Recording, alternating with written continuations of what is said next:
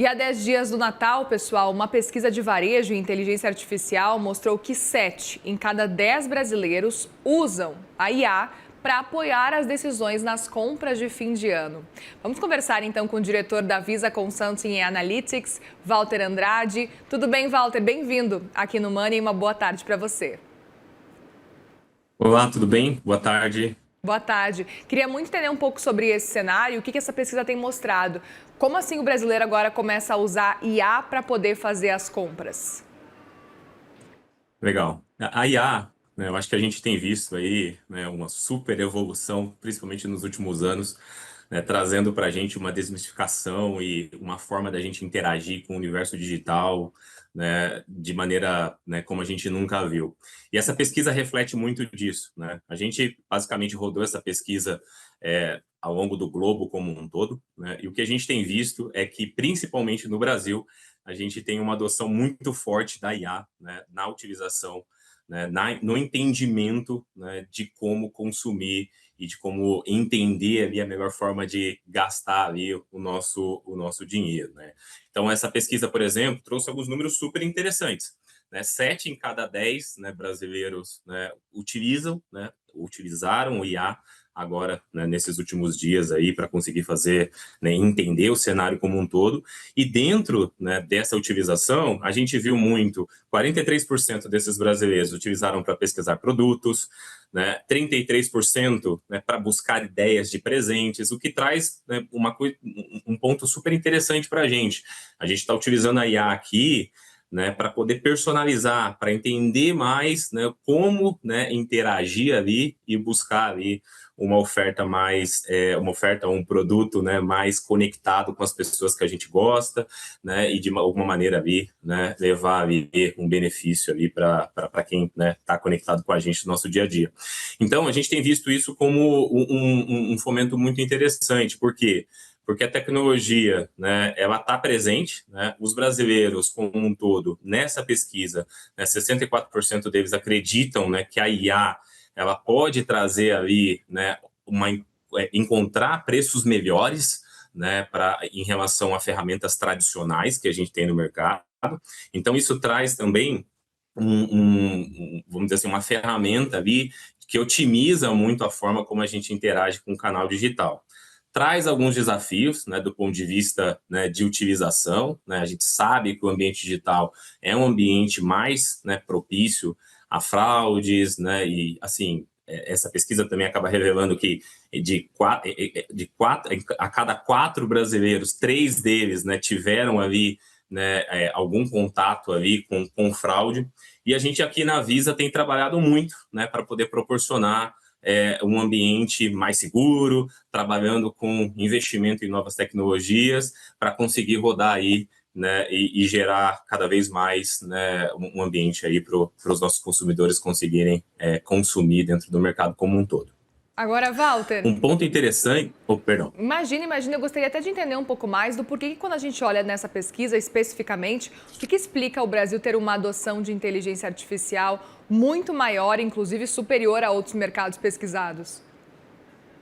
É uma ótima pergunta, né? Até porque o Brasil, né? Eu acredito assim, são 3 fatores fundamentais, né? Tá. O primeiro é a tecnologia, né? Pensa que assim, todos nós como brasileiros, a gente tem aí a tecnologia no nosso dia a dia, né? Não sei, eu acho que o Brasil tem uma das principais ou as maiores taxas na utilização de smartphones e de aplicativos, né, no mercado como um todo. A gente pode trazer um exemplo aqui para poder reforçar isso, né? O sucesso aí dos bancos digitais, das fintechs, né? E de como, né, nos últimos anos a gente viu uma adoção muito rápida, né, do brasileiro dentro desse cenário como um todo.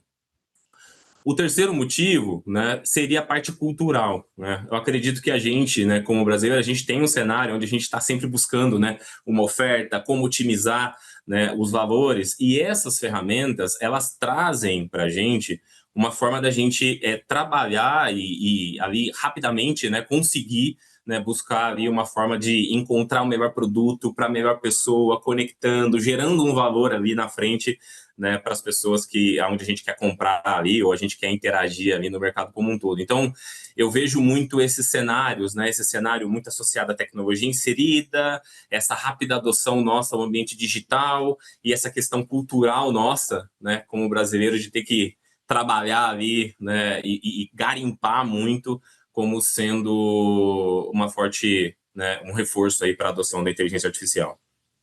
Perfeito. Outro ponto que eu queria entender também dessa pesquisa é o quanto que a gente está vendo que talvez os jovens tenham puxado mais esse movimento, ou já é um cenário que está começando a se espalhar para várias, não só, né, por várias faixas etárias, não só os jovens que estão puxando esse movimento.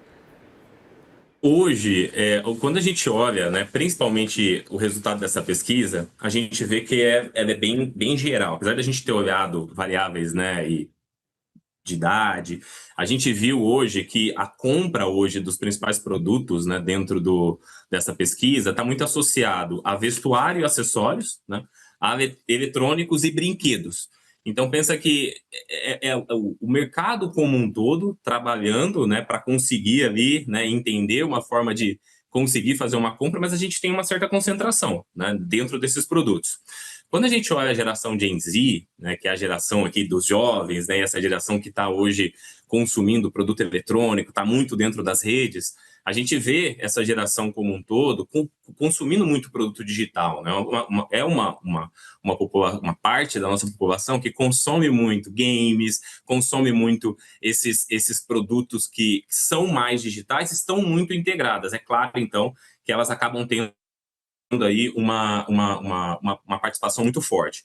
Vou trazer alguns exemplos aqui para vocês, né? A gente, nessa mesma pesquisa, a gente deu uma olhada em algumas, né, algumas trends em algumas plataformas que a gente tem aí, né, como o Google, e a gente viu, por exemplo, que uma das principais desejos, né, da população como um todo, né, são aqueles bonecos colecionáveis, aqueles Labubu, por exemplo, né? A gente viu uma forte conexão também com smartphones, mas por incrível que pareça, o que vem em terceiro lugar foram canetas, aquelas canetas Bob Goods. Então a gente vê uma mescla muito grande, né, de um público um pouco mais maduro, né, já consumindo, né, o produto digital. Porém, a gente vê também que os jovens, né, estão muito conectados, né, porque são presentes aqui, que são mais associados a esse perfil. E com isso, a gente tem aí basicamente por isso que a gente vê que 70%, né, da população como um todo, né, até comparando com os Estados Unidos, que foi de 4 para 10 pessoas, né, cada 4, 10, né, tiveram esse tipo de comportamento de utilizar a IA, e a gente vê que o nosso aqui está muito mais pulverizado na população de maneira geral. A avaliação de vocês tem levado o consumidor a trocar aquelas marcas mais tradicionais, talvez por marcas mais baratas?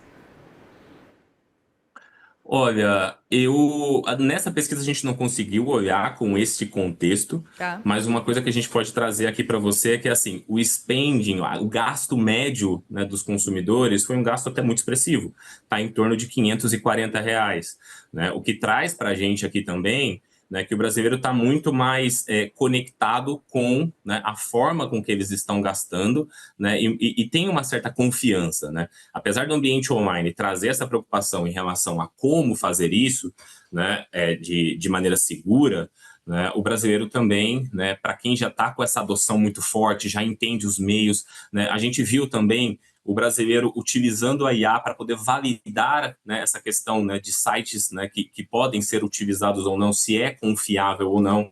Então, tudo isso trouxe para a gente, né, principalmente em relação a essa questão da média do gasto e essa confiança, né, um fator bem interessante aqui em relação, né, à utilização, né, desses mecanismos para poder potencializar aí, né, o consumo e trazer, né, uma rápida adoção do brasileiro ao uso da IA.